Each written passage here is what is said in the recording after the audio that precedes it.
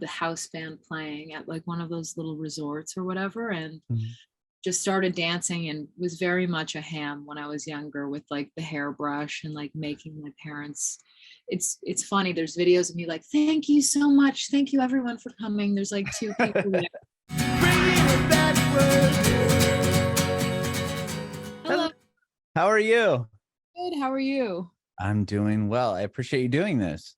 Thank you so much for rescheduling. It was just a little bit crazy. Like I'm at the back of the tour bus and Oh, it's all good. No. video. Yeah, because we were gonna do on the phone, right? I believe. I can't remember what happened. Was it that? Yeah, it was totally that. Okay, cool. It's just so much better when we could see you. I know. And I felt like the phone would be very different. And I just was like, we have 2 days off here, hoping you can do it. So thank you so much for finding the time. Oh, of course. Thank you so much for being flexible and rescheduling instead of just being like, oh, I'm not doing it if he's not going to do it on the phone. No. I'm sorry you're getting the glamorous view of what is rock and roll in an RV. No, I love it. This is my favorite thing about these Zoom calls because you can be in your element and it's kind of like this, behind the curtain look to your life. Yeah. And currently on the road, which is awesome. Yeah. We're on tour right now, and we're just like, I wish I can move the computer if you want to see, but yeah, let's see it. Do you mind?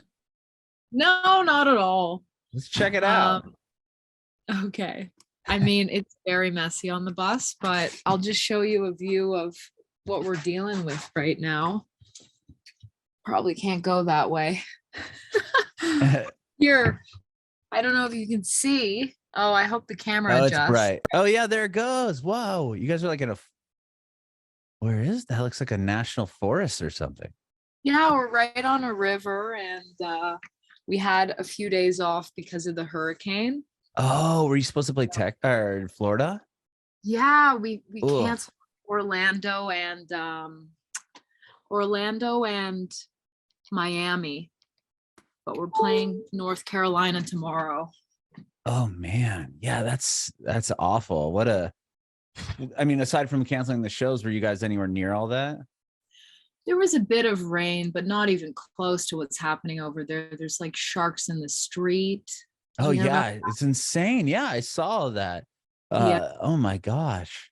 Yeah. Wow. It's too bad you guys couldn't have just done a detour and played here in Nashville. I don't know why it wasn't on the list. I know. And you're on tour with the Rare Americans, correct? Yeah. I love those guys. I've had James on this podcast twice. Yeah, we just hung out with them yesterday. We had because we're all Canadian, we had a Canadian thing. That's awesome. Yeah. Yeah, he's such an amazing person. So I've had him on twice, and I saw you were supporting them, and that's so cool. So I'd love to hear your story. You said you're from Canada. What part of Canada? I was born in Toronto and then just grew up about an hour away from Toronto. Okay.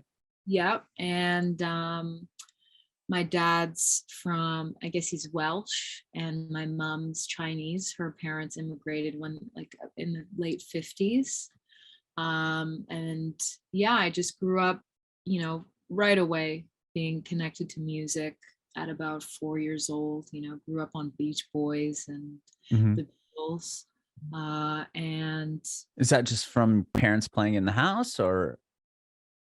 No, I mean, I think my dad played a bit of guitar because I know that there was always an acoustic guitar around, but he just loved music and he would play Beach Boys. He was a big Beach Boys fan, Beatles. And then I think at 4, we were on vacation somewhere and I just walked up on stage and I was like looking at, the house band playing at like one of those little resorts or whatever. And just started dancing and was very much a ham when I was younger with like the hairbrush and like making my parents.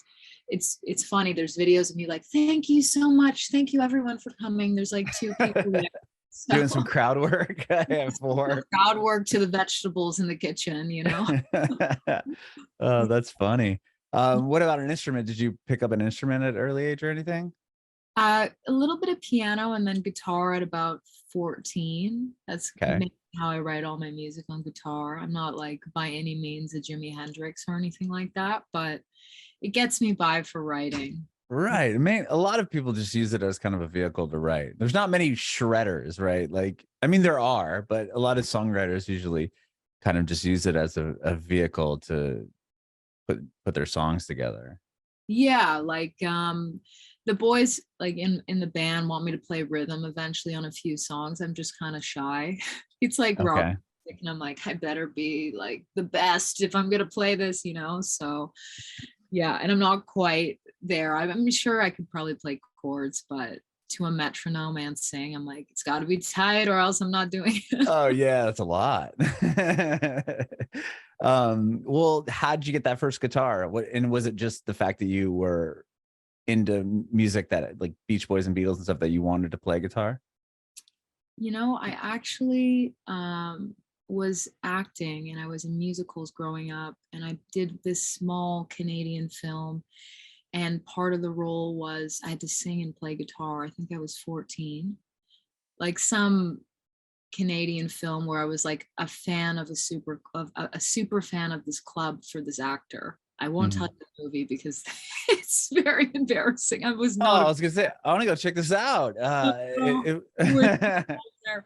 But yeah, so the musical director said, "Can you learn this song and can you play guitar and sing?" And I completely lied, and I was like, "Of course I can play. I can do this." So Sure.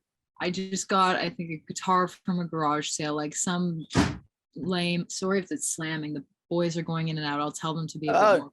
it's all good. I don't mind the ambient noise. So yeah, I just sat in my room and learned how to play, and I sang. And after the video was, or the movie was shot, I think I was about 14, I want to say, the musical director came up to me and she was like, I really think you should pursue singing and you should not pursue acting. I think your voice, like you shine more so with your vocal. And I'd always been drawn to it with theater, and acting kind of goes hand in hand. And I think at about 14, I started listening to Led Zeppelin. That was like the first band I was like, oh, like what is this? That cheesy. I really did cry when I heard Stairway to Heaven the first time. Wow. It was like growing up and,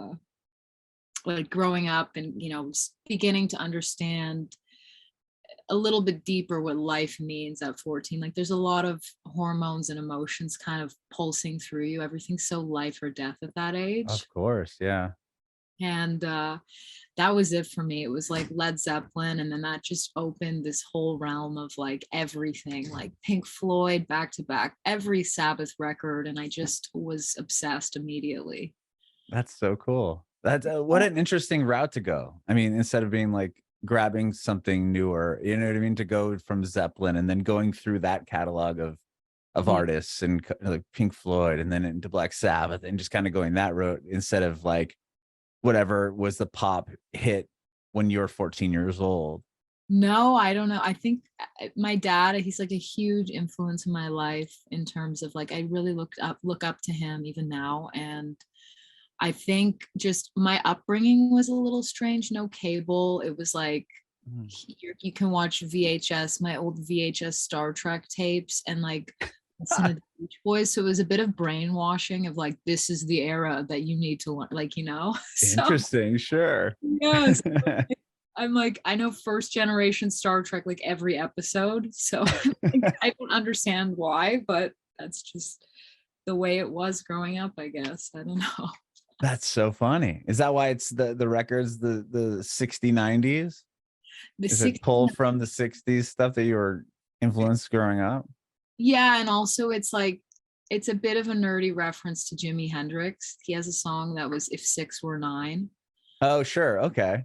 Oh, I Do didn't put that together. Yeah, yeah, yeah, yeah. Okay. I mean, it could be, it's many levels of things. It could be the sexual position, it could be the That's decade. what I was trying to figure that out in the beginning. I'm like, the 69, is this supposed to be 90s? And then I was reading up about you. I'm like, oh, okay, this makes sense. Yeah. It's just like a bunch of my favorite decades, and I've, taken pieces of those elements. It's not so literal of like I took 60s and I took 90s and this is the record. Right, right.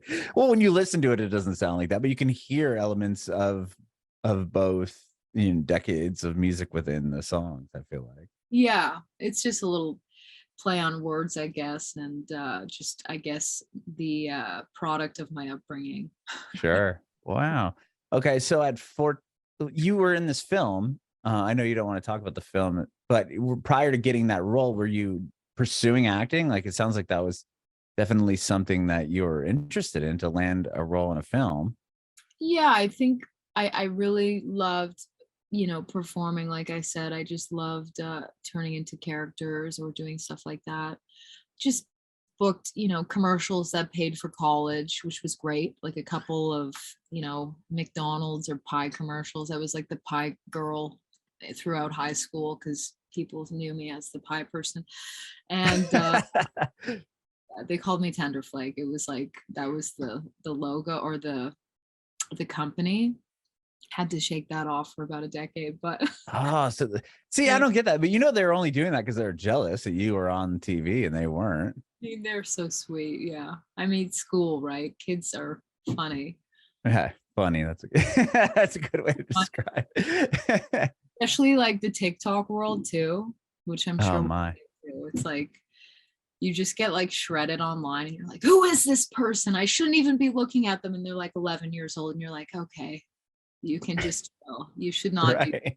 that, But it's also like you can get 10 million positive compliments and then you'll see the one person that says something mean and you're like, oh, like this person sucks, and like just so upset over one, when, obviously it's definitely weighted differently. Yeah, I think you just don't read them, or you can, be Yoda about it and be like, I'm putting myself out there and that's good enough. Some Sure. days can be like that, but other days you're like, like what?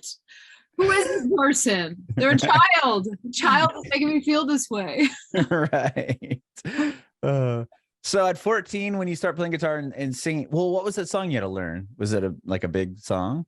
No, it was a song that they had written for the For the movie. movie? Okay. It was like this sweet little, I think she wrote it in the perspective that I was 14 years old. So it was like, I think it was called My Dream Come True or something. Okay. Yeah. It wasn't like you have to learn how to play this specific song because that's going to be the moment you got to cover this Beach Boys song. Yeah. It was like, I think it was shot in a bedroom, like my fandom bedroom, of like all these posters of this actor, and I'm playing acoustic guitar, and it was only about 25 seconds of the song. So that's why I was like, I'll figure out Yeah. guitar. Sure, sure. Okay. I can, so But once you learn the guitar from that role, then you continue to obviously keep playing it. And then are you fixated then on writing music and learning how to play guitar even more so? yeah, that woman, her name's Andrea England, who I'm friends with still to this day. She took me under her wing and I would visit her a couple times a week, after school, and she just taught me songwriting structure and exercises to, just like classic Beatles writing in terms of like verse, pre-chorus, and we would just write. And she's like, what do you want to write about? Or she'd show me different artists, and I kind of just took off with that. So it was really nice to have a teacher to be like, this is how I write songs, or because she's a singer songwriter. So it was so beautiful to have that connection and experiment what is cool, what is not, and that changes, what is honest. And then from there, joined a band in high school, and it was called Get Rebel, and we were just like not rebellious at all. It's like the opposite. Imagine Weezer, but they were called Get Rebel. Like that was There us. you go. But yeah, Did you write the songs for the band, or like the singer and songwriter? Yeah, it was mainly my guitarist and I, and yeah, it was beautiful. It was a lot of fun. It actually sounds a lot. If I played you demos from when I was 17, they sound like my music now. Interesting. I took a serious U-turn. I don't know if you read up anything about it, but yeah, I took a really strange U-turn after we toured across. Have you heard of a place called Thunder Bay? It sounds familiar. It's this place in Canada, and how to drive to it, there is about 8 hours of no service, and you're in the mountains, and there's moose signs everywhere. So we booked our first show. Oh, is your very first show ever? Yeah, just like our first tour, I guess you could say. We Tour played. show. Okay. And this is the high school band, the Get Yeah, Rebel. that kind of bled into after high school. So we like made an EP. Actually worked with Mike Turner, who's the guitarist from Our Lady Peace. Oh, cool. Great. Yeah. Yeah. Yeah. I've had Rain on before. No way. That's Yeah. yeah. I saw you had Ryan on too. Yeah, I've had Ryan on twice. I saw that he produced the part of this record, right? Oh, yeah. Yeah, I just had him on because of he just put out that solo project, Goldmouth, Yeah. which is such a rad record. I don't know if you had a chance to check it out yet. Oh, of course. I listened to it. I was there when he was mixing it. I got Oh, to it early. cool. Yeah, it's so cool. Like some of the sounds he was able to pick up, just like recording outside of his house, just like people yelling and stuff. Like it, yeah, really cool. Beatles my favorite. It's so beautiful. It's very reminiscent of the Beatles, but like Mhm. but Ryan's spin on like a darker, you know, he's just got a way of making it feel dark, but it's such a gentle, like, but so gentle sonically. I don't know how to Mhm. explain it, but No, I totally understand exactly what you're saying. Yeah, and his the merch and everything for that record is like so cool. It's like boutiquey, like it just like the cards, the tarot cards and stuff that he has. cool. Yeah, Really cool. but okay. So sorry. So this band that was before your current project, you were doing like a tour. You went out to this space to play. You said it's in the mountains, 8 hours away, no cell service or anything like that. No, and I think that's when reality really hit for the rest of the band, because we were all packed into this van, slept in a motel, the four of us, and we went to go play, and there was like three people there, and they're like, "This is what touring is? This is terrible." And I'm like, "Yeah, this is what touring is. I want to do this forever."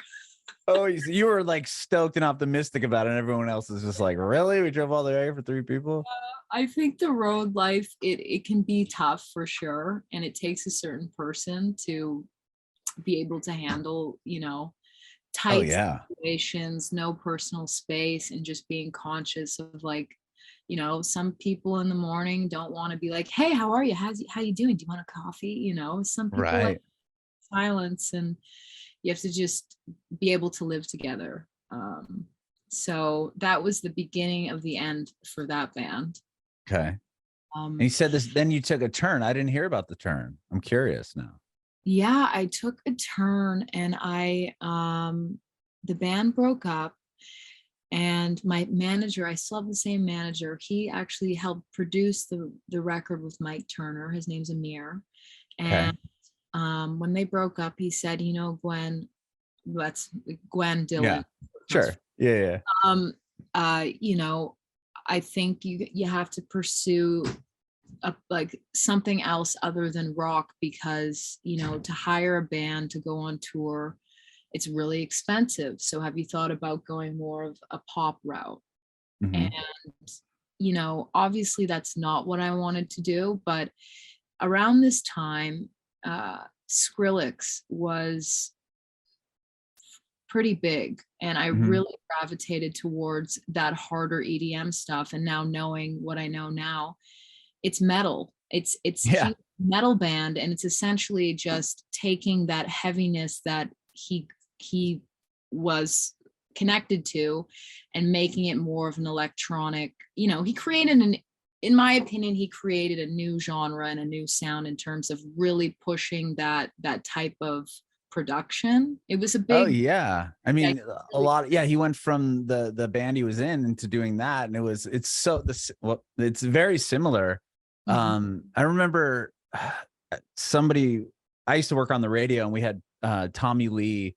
was that it was when I lived in San Francisco, and we were at Outside Lands, and Tommy Lee was there because he was I don't know, he might still be, he was really good friends with Deadmau5, and it was around that same era of like the Skrillex and those artists kind of popping off. And he said, he's Yeah. like, EDM and this electronic music is like the new punk rock. Like it's gonna come out and like it's gonna be insane, and people are gonna just, and sure enough, I mean, he wasn't wrong. I mean, it went Oh. ballistic from there. So sorry. So go back to you. So you heard Skrillex and you're like, whoa, this is heavier than you had imagined. By the way, that's really cool that Tommy Lee said that. And you have Right? counter. I have to just say that is amazing. Yeah, it's a new punk rock. And this was like, 2009, maybe, when he said that. Mm-hmm. Yeah. So that's kind of how I made the decision to do that. I'm like, okay, I can still kind of do hard stuff and, try to just get after it myself. And, I went on to doing some more pop leaning stuff. I had a different artist name called Guinevere, which was a terrible marketing choice because how do you spell Guinevere? I couldn't How do tell you you. I'm terrible at spelling. I'm dyslexic, so it's not. I would never be able to read figure it? that. Yeah. So it's like, so I did that for a while and had a bit of success in like the dance club charts and did some great tours. But if you look back at footage, you'll see me trying to headbang to these pop songs with like Pink Floyd shirts. Okay. Go back after these shows and be like, okay, well, I'm going to go listen to a Pink Floyd record and like figure out how they made Dark Side of the Moon. You know what I mean? It was super disconnected. And I think because I loved music so much, that justified pursuing that. Mhm. And then How long did you do that project for? a while, up until I'd say 2016, when I re-signed with a different label. I decided to do a changeover, and rebuild and restart. I remember it so well because it was the last show in LA. I was on tour with Jesse McCartney. Do you remember him? Oh yeah. I don't know. Wow. Pretty big. I didn't know him because, again, you know how you That's said, an interesting combination if you're doing like EDM. I mean, it was like pop, dance, little bit of EDM. Like the production itself was pop format, but there was a heaviness and a darkness to it. That's Okay. what that like. Funny enough, the producer I worked with, I know I'm backpedaling a little bit, but No, this is it's awesome. Circuit. So I would be in Toronto. He would charge about $500 a track. Now he probably charges over 100,000. He just did the Weekend record. He just did Oh man. Kanye record, like part of it. And if you A/B some of the stuff that Kesha did, those really big Kesha songs when she really popped up, must have been like 2009 or 10. Yeah. If Like you TikTok, like all those songs. yes, if Yeah. you listen to my early stuff, I put that out before she did, but it was the same producer. And Interesting. and you can hear the way that the production style was so unique because Henry, who's called Circuit, was working with Dr. Luke at the time, and Dr. Luke was crushing then, like everything. I mean, if you listen to like California Girls and TikTok, it did the same song. Right. Exactly. Figured out that was the era of like the lab format of a pop banger, Right. Gaga was Katy Perry, it was like all that. So yeah, that's kind of, you can listen to it and hear that. But I lucked out that way because he was in Toronto and I was doing days and Abel the Weekend was doing nights in that. Wow. In the same room? Yeah, that not the same room we had, But the same studio person? Yeah. Oh my gosh. That's crazy. Inside the studio. Like it was really run down. Wow. That's so wild. Oh my gosh. Yeah. So did that now I'll fast forward to the last show in LA with Jesse McCartney. Mhm. I just remember leaving and thinking, you know what? I just can't do this anymore the way it's going. Like, I need to shift over to genres, and I hope that's all right. And wrote a record, and then almost quit. And maybe we can get into that too. Yeah, let's hear about it. So I do that record, and I just found like the writing was getting harder.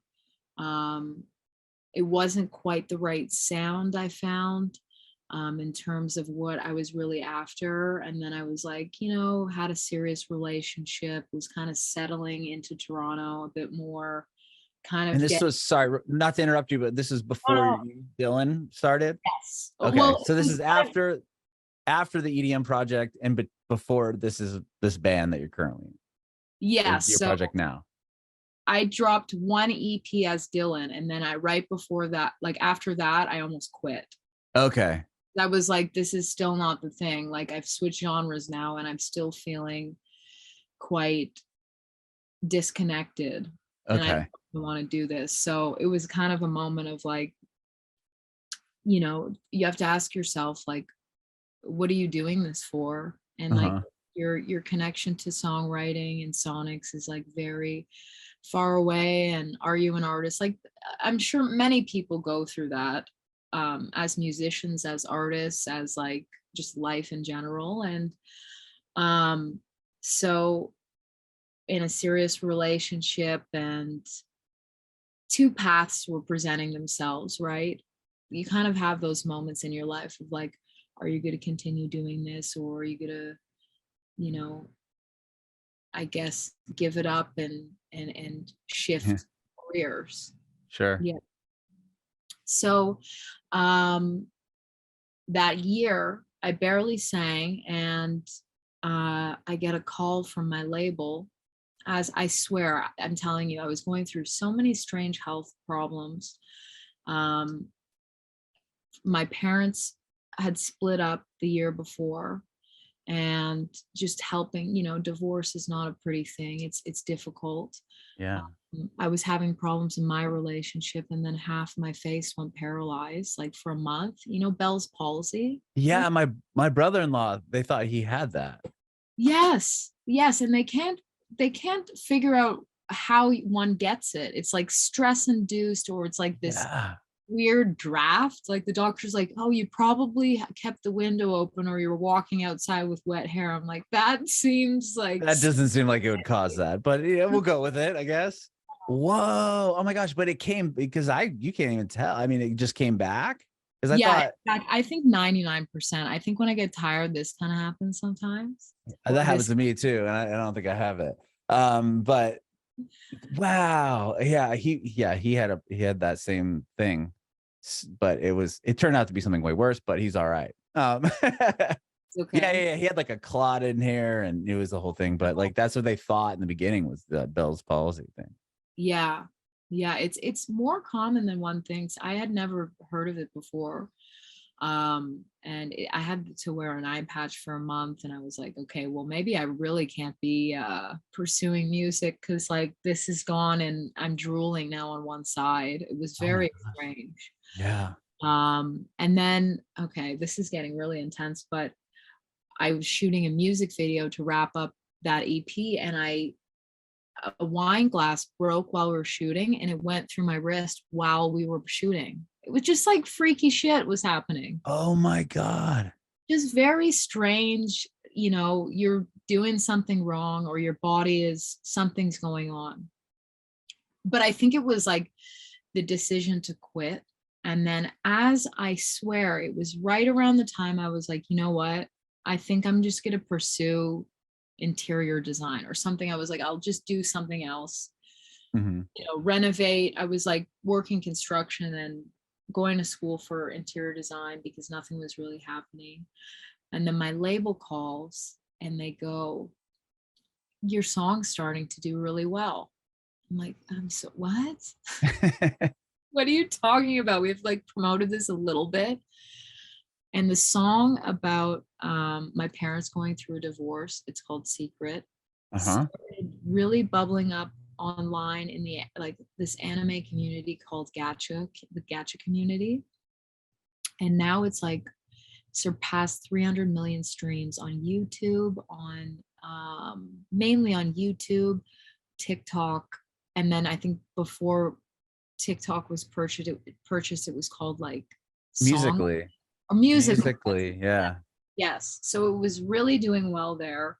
Well, it's doing well on even on Spotify. It has almost 7 million plays on Spotify. Yeah, so it just, I guess it connected in a way that I had no idea how.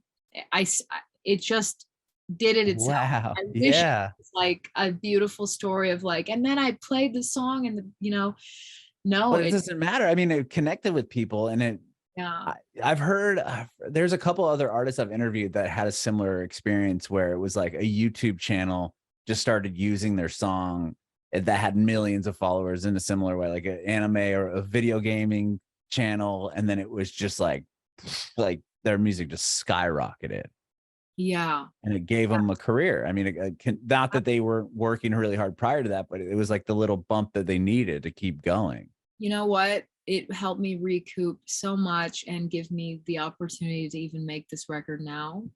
And I'm so grateful, but it was funny because the timing was just like, man, I was just about to give this up. And then they called me, they're like, we'd like to do another EP album. Like, let's do this. And at that point I was like, well, who am I? Like, I'm a fraud. I don't even like, I haven't been writing at all. So my label called and they set up a few sessions, and I had always been a fan of Mother. When I was in high school, I was listening to, their first record or their second record, like They with blew up off of TikTok out of like left field over like 2020. those songs. And those are the songs Yeah. I was listening to. And he's like, I have a session with Ryan. Would you like to go? And I was like, that would be awesome. Like, he's a great writer, but I'm also nervous because, I haven't been writing. But from that session, I just remember writing with him. It was about 15 minutes. And I went to my Airbnb afterwards and I stayed up all night crying because I was like so awakened to the fact that I was finally onto something I wanted to do. That's Yeah. amazing. What was the song that you work on? It's so funny. Find Myself is what it was called. Oh, did you put it out? Yeah, I put it out. It was the first EP before this one. COVID hit pretty much when that came out. Oh, I see it. Okay, cool. Yeah. Oh, wow. Okay, yeah. Because it came out in 2020 and then it was like, And we were like, okay. Yeah. Okay. So sorry. So you said you broke up with their boyfriend or whatever. You lost the relationship. Is that where you're going? Sorry, I cut you off because I was curious on the song title. I Okay. decided to, not pursue that life. We weren't the right match. The health problems too came back. Is that AC too loud now? No. Okay. And I decided to move in with a group of musicians during COVID, and I packed everything in my truck and I drove and moved to Vancouver. I was whoa, that's a move. Yeah, I just had this like awakening moment of like, if I don't do this now, I'll never do it. And everything in my body and the world is telling me that I have to pursue it, or I'm making like, not the right thing I'm not doing the right thing for myself. So it was beautiful. It was beautiful. So once you got to Vancouver, and was this before 2020 or was this after that EP came out? Like, did you move before? Okay. So was it pandemic hit when you moved over, when you had moved? Yeah. So year one of pandemic, I was still in Toronto. I'd released that EP, and then it was time to write again because they signed me for a full record. I said, I can stay here in Toronto, or I can move in with like into this 1970s bungalow in Vancouver with a bunch of different artists and just like create from within. Cause like not a lot of people were going out. Right. I had to make that decision. So 2020, I worked construction for probably most like 6 months, 7 months, saved up, moved. What were you doing? Digging ditches? No, I just was renovating, and I have my BA in interior design. So Oh, cool. I'm pretty handy. I can, you know, put up drywall, I can paint, I can patch, I can. Wow, that is handy. That's Yeah. those are some good skill sets to have for sure. Yeah. So, yeah, and I opened up a business in Vancouver as well. I have like a painting and renovation business now. And Wow. a couple of the band members work with me, which is kind of great. That is cool. And then is that when you put out Bring on the Blues? Was that based, or was that around that time period, or were you writing those songs during that time period? That's exactly when I had moved. That song was written in that house with all those artists. Oh, cool. Okay. Yeah. Very So cool. yeah, that was interesting living with like 4 other artists. It's intense. Like everybody had their own studio. I built out a studio in the basement, and like soundproofed everything with my like construction skills, I guess you could say, carpentry, and you know, just kind of renovated the place to make it really work for 5 different artists. Yeah. Wow. Okay. That's incredible. And were you getting inspired by the other people living in the home and the house, or was it mainly you stuck to yourself? I was working with one of the producers that was in the house. That's kind of the reason why I moved into that place specifically. I was Mhm. working with someone. We had worked on a few songs. In short, how do I put this without sounding mean? Um, Creative differences? Creative differences, and like just like sticking to a schedule of like I have a deadline, and he's like, I don't live within deadlines, man. Like, Oh, I, gotcha. you know. Sure, sure. So that didn't work out, unfortunately, but I did meet Ulysses, who plays guitar, and I met his brother who plays drums, and they're like my family now. So yeah, we stuck together. Same thing, like that producer's working on my project, their project, and it kind of just like imploded. Mhm.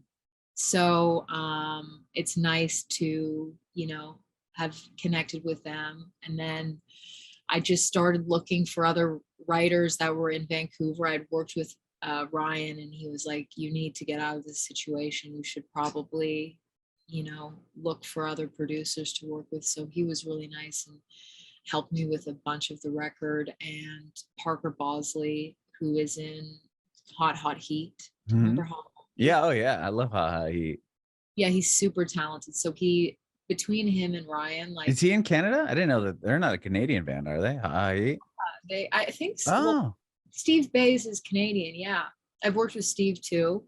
okay. I did Yeah, not know that. they're in Vancouver. Yeah, about They like, are Canadian. Yeah, yeah, yeah, Interesting. I did not know that. yeah. We got some gems deep in these Oh, forests. you do have some gems, that's for sure. I didn't know that he were one of the gems. Yeah. So Very cool. yeah, so it all came together, and then eventually the artist house, we all kind of moved out and moved on, but you know, half my band is because of that house. Wow. So Yeah. what about this the new album's coming out at the end of this month? What were those Yeah. songs? When did you start writing those songs?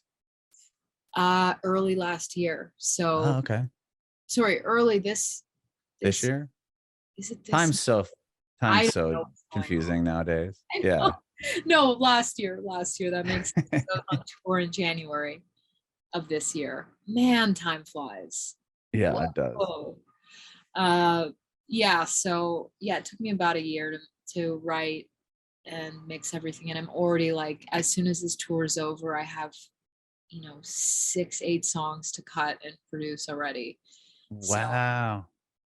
Yeah, that's the way it goes though. Like if floods of inspiration arrive, like you really gotta catch them, and it's great. Yeah, I'm so happy to be that I made the right decision, and that touring has really connected our music, and the Rare Americans are amazing. Like to be on the road right now after like not seeing a soul or a music connection in 2 years is, I mean, you can feel it in the crowd. Everybody's just grateful to be there, and you can feel it with the band. Mm-hmm. Yeah. Did you play? When was the mother? You toured with Mother too, didn't you? Yes, in January. That was this year, right? Earlier this year. Yeah, early this. Okay. That was amazing. It was like 2,000 cap rooms. Now they're playing Yeah, 5,000. I know. It's crazy how big of how big they've gotten within just the past 2 years. Yeah, because I think on that tour, I want to say you guys played San Diego. I'm originally from San Diego. My wife and I are from San Diego, and I had interviewed Ryan, and then you guys didn't come through Nashville. I'm like, okay. And then, but I had moved because they were playing, but you guys played Soma in San Diego, which is a cool venue itself. Yeah. And then, and then I looked at your tour and I'm like, oh, Rare America's not coming through Nashville. Okay, I see it. You guys are. But anyway, no, I did see that you had toured with Mother. So I mean, you got to tour with two massive artists out of Canada, which is awesome. Yeah.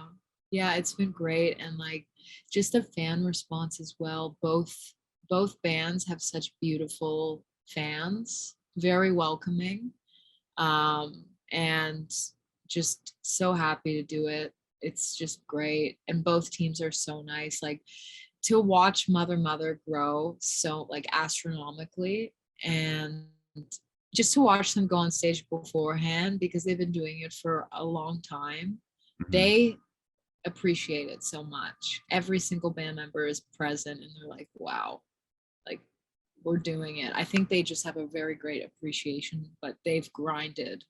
Oh yeah, I mean, like we said earlier, those two records didn't pop off like they happened during. I mean, they've had a good career, but to have that happen to them over 2020, like COVID, and then it just kind of resurged. They already had like 5 albums out when that thing happened, when that all happened. It wasn't like they were short on music. It wasn't like one of their songs just blew up and it's like, oh, now what do we do? Like some of those artists were landing in that space where it was one of their TikTok songs would go off and then it's, oh, now what do I do? How do I follow that up? They just got to soak in the fact that they already had 5 albums out already.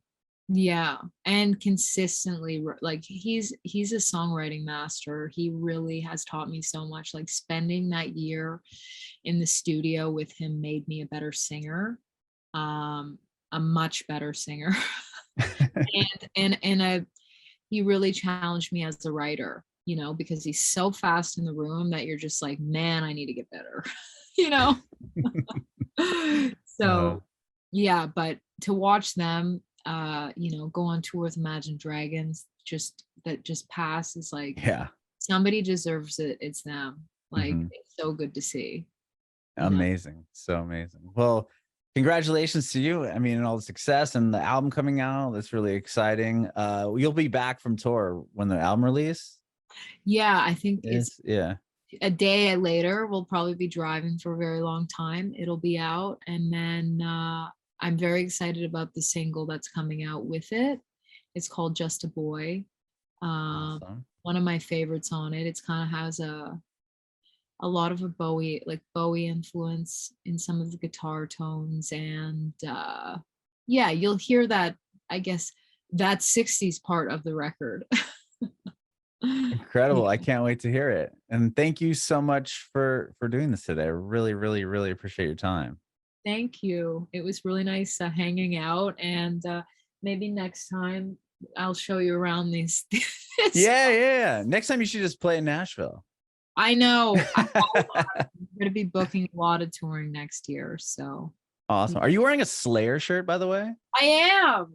Oh man, Yes, that's awesome. living I'm getting the new stuff is going to be even heavier. I've been listening to a lot of Tool and Deftones, so Oh, wow. Okay.